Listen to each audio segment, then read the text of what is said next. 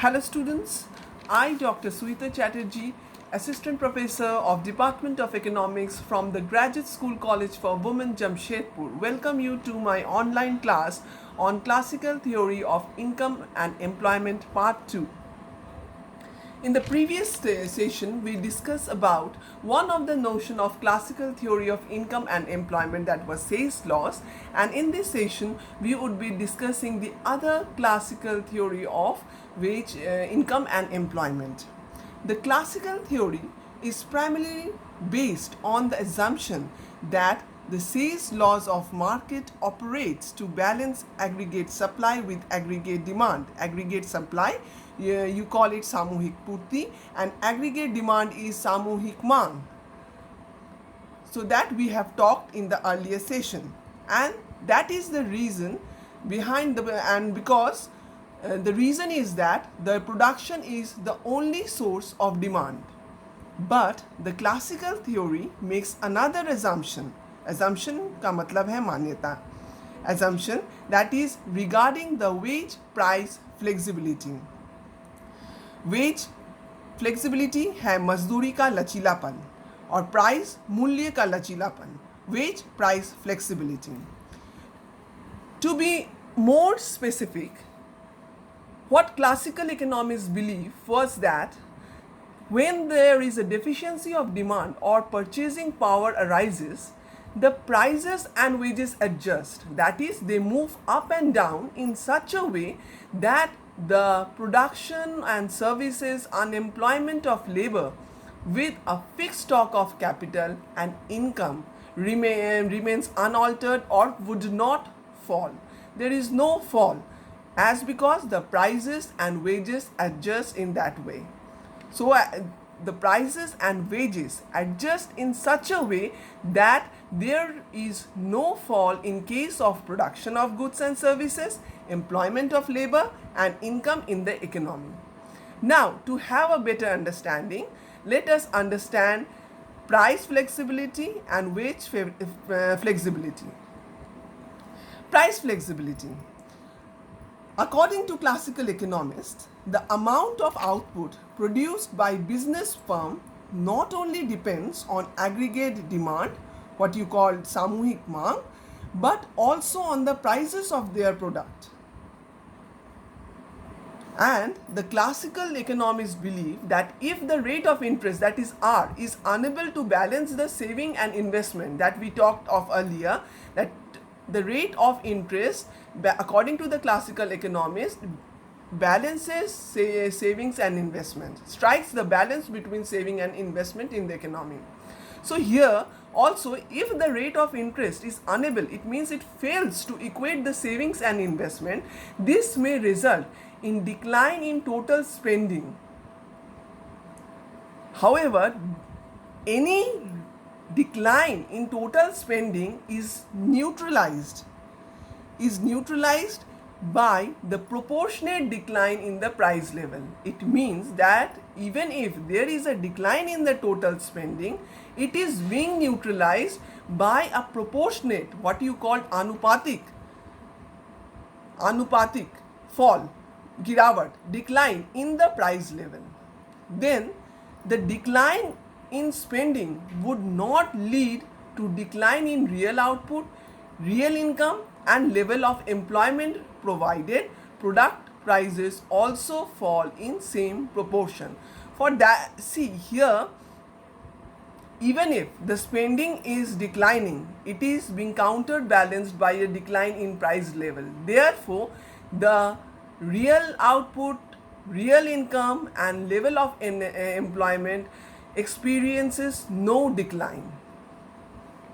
Coming to wage flexibility. Classical economists believe that if the demand for a product falls, then that would lead in the fall in labor demand, and this would cause an employment in the economy, but that would be temporary. Pigou formulated Say's laws in terms of labor market. Here, the wage rate would also fall, and competition among unemployed workers would force them to accept lower wages rather than remaining unemployment. Pigou believed that even if the wage rate would fall, the unemployed workers would be ready or would be forced to accept the lower wages rather than being unemployment. And this process will continue until the wage rate falls enough to absorb the unemployed laborers. It means that the unemployment that is being created in the economy is short lived, it is temporary. As the wage rate would fall, it would absorb the unemployed laborers. These the classical economists believed, and the Pigou believed, especially Pigou believed in that. Those workers who do not want to work at lower wages will remain voluntarily unemployed. However, voluntary unemployment cannot be regarded as unemployment in true sense. This was perceived by the classical economists. And Pigou believed that under free competition, there is a tendency of the economic system to provide automatically full employment in the labor market. So let us sum up what classical believed about the unemployment thing. Therefore, any unemployment in classical world will be purely temporary in nature, and there is no possibility of involuntary unemployment. It means all those who are willing to work will get jobs at the market determined wage rate. So now we have having the understanding what the wage and price flexibility means. The entire classical theory of income and employment relies on these two basic assumptions, that is the Say's laws and the wage price flexibility. When how we have talked about Say's laws, so let us discuss the propositions and implications of the law, that is Say's laws. First is full employment in the economy, that we have already talked of. Proper utilization of resources, perfect competition because the prices of the resource factors are determined by the market forces, laissez-faire policy, that is non-interference of the government, and savings as a social virtue. It means that factors means sadhan, all factor is spent in buying goods which in turn help them to produce whatever is saved is automatically invested for further production. It means that in the economy, whatever income is the factors are getting, they are spending in buying the goods and services, and the part which is being saved is totally invested in the economy. So saving is seen as a social virtue under Say's laws. Now coming to the criticisms of the Say's laws, and it is very important to have a good understanding about it. J.M. Keynes, in his general theory of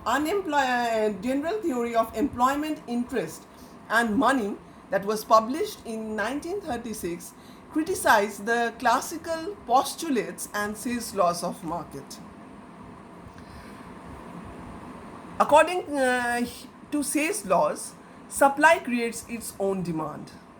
But Keynes was of the view that Say's laws does not work, especially in case of depression. According to Keynes, the main cause of depression is low demand and purchasing power, and the solution lies in creating demand and thus increasing aggregate expenditure. Thus, according to Keynes, during depression, demand creates its own supply, not supply creates its own demand. So, Keynes believed that the classical economists as well as and the Say's view that the supply creates its own demand is not applicable in case of depression. Second is self-adjustment is not possible. Say's laws believe that full employment is maintained by an automatic and self-adjustment mechanism in long run. But Keynes believed that no one has got the patience to wait for long period because in the long run we all are dead.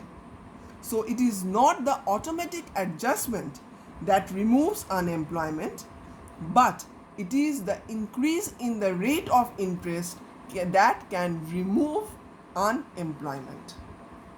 So, in the economy, self-adjustment is not possible. Classical economists believed that money is neutral. It means that the money does not have effect on the economic activities of the market. But for Keynes, money had three motives. Money had its own role to play. It had three motives. People held money for three motives. First was transaction, second was precautionary, and third was speculative. So, money had its own role to play. So, money can't be considered as neutral in an economy. Next is the possibility of overproduction. Say's laws believe that the supply creates its own demand, and so there can't be general overproduction. But Keynes believed that all income accruing to the factors of production is not spent. Some fraction of it is being saved, and everything what is being saved, it may be there is a possibility that it may not be invested. That is, it is not necessary that in all cases the saving would be equal to investment in an economy. Therefore, there lies a chances of overproduction and unemployment can prevail in the economy. Next is the underemployment situation. Keynes regarded full employment as a special case because, according to him, in a classical economist, what prevails is underemployment. He believed that capitalistic economy do not function according to Say's laws, and supply always exceeds its demand. Here, in the economy, millions of workers are prepared to work at the current wage rate or even below, but they may not find work in that case. So, there prevails an underemployment situation in an capitalistic economy which was stressed by Say's laws as well as the classical economist. Then comes state intervention.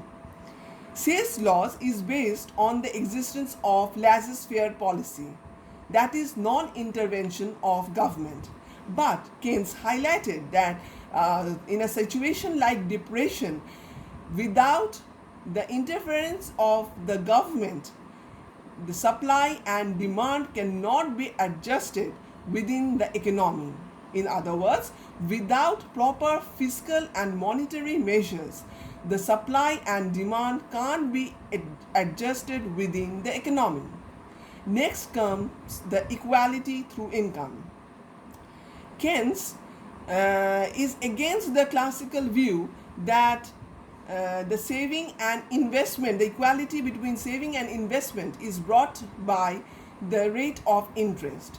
He feels that in reality, it is the change in income rather than rate of interest which brings the equality between the saving and investment. And last, the wage cut, no solution. Pigou favored the policy of wage cut to solve the problem of unemployment, but Keynes was of the opinion that the policy, both from the theoretical and the practical points of view, if we see wage cut policy increases unemployment instead of removing it. Rather, Keynes said that we should favor a flexible monetary policy favored a flexible monetary policy to a flexible wage policy to raise the level of employment in the economy. Hope Say's laws and wage price flexibility is clear to all.